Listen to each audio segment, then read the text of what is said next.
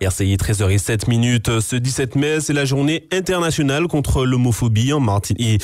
Et en Martinique, depuis la semaine dernière même, plusieurs conférences débats ont été organisées sur les thèmes la particularité de l'homophobie aux Antilles, l'homophobie à travers le monde ou encore l'acceptation de soi. L'une des animatrices de ces débats est Nadia Chonville, doctorante en sociologie à l'UAG et qui, pas plus tard que ce matin, animait une conférence au Palais des Congrès de Madiana. Et elle est notre invitée. Bonjour Nadia Chonville. Bonjour. Alors quel retour avez-vous de tous ces débats qui ont duré durant toute la semaine, depuis la semaine dernière ? J'ai vu dans ces débats beaucoup de Martiniquais et de Martiniquaises qui se posaient des questions, ce qui est assez légitime après l'année que nous avons passée où il y a eu énormément de discours et de débats autour de l'homosexualité dans le contexte du mariage pour tous. Et donc il y avait beaucoup de Martiniquais et de Martiniquaises qui souhaitaient avoir des réponses à des questions parfois très simples mais qui sont souvent les plus importantes et les plus intéressantes. Et j'étais ravie d'être là pour leur répondre et pour leur apporter certains éclaircissements sur un sujet qui a longtemps été tabou et qui du coup aujourd'hui peut provoquer des inquiétudes dans la population. Alors en quelques mots, quelle est la particularité de l'homophobie ? C'est un thème que vous avez développé, l'homophobie dans la Caraïbe et plus singulièrement en Martinique. Alors c'est vrai que l'arc antillais, en particulier les petites Antilles, sont l'une des régions du monde les plus homophobes, simplement parce que l'ensemble des îles indépendantes de notre région ont conservé une législation hostile à l'homosexualité. Ici en Martinique, nous sommes français, donc nous sommes régis par la législation française, donc c'est plutôt l'homophobie qui est condamnée par la loi. Cependant, nous partageons avec ces autres îles une histoire, une culture qui effectivement donne un cadre favorable au développement et à la persistance surtout de représentations sociales homophobes. Ça ne veut pas dire que tous les Martiniquais sont homophobes, mais effectivement la société martiniquaise crée un climat qui rend difficile la vie affective et la vie sociale de ces personnes. Est-ce que les choses évoluent ? On sait qu'on a beaucoup débattu, notamment avant l'instauration du mariage pour tous. Est-ce que vous notez une forme d'évolution en tout cas ? Alors, je remarque qu'il y a deux courants contradictoires et il faudra avoir un peu de recul sur ces questions pour savoir lequel l'emportera. Au final, ces débats ont énormément ouvert la parole. Donc cette parole, elle a pu être favorable à l'évolution des droits des homosexuels, favorable au respect des homosexuels. Elle a pu aussi être particulièrement homophobe. En fait, les débats ont vraiment donné une grande liberté d'expression aux Martiniquais sur ce sujet.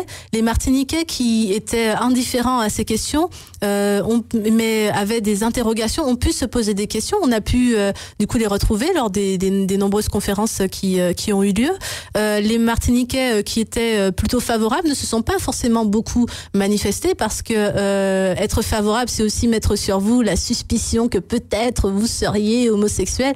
Donc c'est plutôt du coup aussi les discours hostiles à l'homosexualité qui se sont manifestés. On a vu que ce soit sur les ondes, à la radio, mais aussi beaucoup sur Internet parce que là vous êtes complètement anonyme, un déballage de discours homophobes particulièrement violents. Vous avez dû entendre parler de l'affaire Facebook récemment ou avec cette page Facebook qui appelait à tuer ou à inciter au suicide les homosexuels martiniquais. Tout à fait.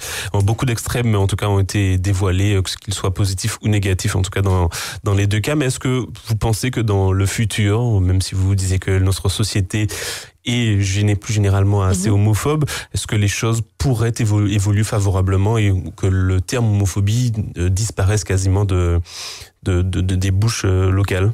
Alors je suis pas Madame Irma, mais ceci dit, disons qu'il y a des signes qui nous laissent penser que les violences homophobes vont diminuer. Déjà le droit, notamment ici, si on parle vraiment de la Martinique, nous sommes en France et c'est vrai que l'homophobie est particulièrement est quelque chose qui est très réprimé par la loi. Donc déjà ça c'est un fait qui va participer à la diminution des discours et des comportements homophobes. Et puis ce genre de débat simplement et le fait que les gens puissent librement se poser des questions et trouver des informations scientifiques en ce qui me concerne, mais aussi aussi discuter entre soi pour pouvoir trouver des réponses à leurs questions. Cette ouverture d'esprit, ça va permettre de diminuer l'homophobie, aussi l'implication des médias, mais aussi de la culture, le fait qu'il y ait de plus en plus de phénomènes culturels qui prennent en considération l'existence de la diversité sexuelle. Ça permet de dédramatiser la situation et de permettre et de faire les gens découvrir l'homosexualité, pas sur un point de vue caricatural, mais simplement se rendre compte que ce sont des gens comme les autres, qu'ils ont juste des préférences sexuelles différentes. Ça ne les rend pas différents quand on discute avec eux, quand on a des relations sociales avec ces personnes, ça ne change rien. Donc je suis plutôt optimiste, et d'un autre côté, je ne peux pas m'empêcher de remarquer aussi qu'il y a dans cette période une grande montée des conservatismes et des inquiétudes par rapport à notre identité, et donc effectivement on peut avoir aussi de grandes résistances à la reconnaissance des couples homosexuels. Donc seul l'avenir nous dira quelle sera la voie qui va être la plus engageante. Est-ce que nous allons aller vers une acceptation des couples homosexuels en Martinique, ou bien vers un repli identitaire où du coup on acceptera moins les couples homosexuels encore que par le passé. Un dernier mot, une réaction par rapport à la nomination de l'ancienne athlète de haut niveau Maggie Nestoré-Ontanon. Elle a été par la ministre des Sports, elle est en charge désormais de la lutte contre l'homophobie dans le sport. Une réaction? Simplement, je crois que dans le sport il y a un gros problème, notamment dans les sports masculins, mais pas que. Et effectivement, les associations sportives sont des lieux de développement des jeunes personnes, des développements de la masculinité notamment, et donc la construction de l'identité sexuelle, de la masculinité aussi chez les jeunes, et notamment chez les jeunes garçons, c'est très important, et ça fait partie de ce qui reproduit l'homophobie dans notre société. Donc il est très important de se poser cette question, et que ce soit une Martiniquaise qui en soit chargée. Je pense que ça pourra peut-être permettre ici de prendre en considération l'importance des associations sportives et aussi des associations culturelles dans la reproduction du sexisme et de l'homophobie, et peut-être lutter contre certains discours particulièrement homophobes qui peuvent avoir cours dans nos stades et dans nos associations sportives. Merci Nadia Chonville, je rappelle que vous êtes doctorante en sociologie à l'Université des Antilles et de la Guyane. Merci à vous.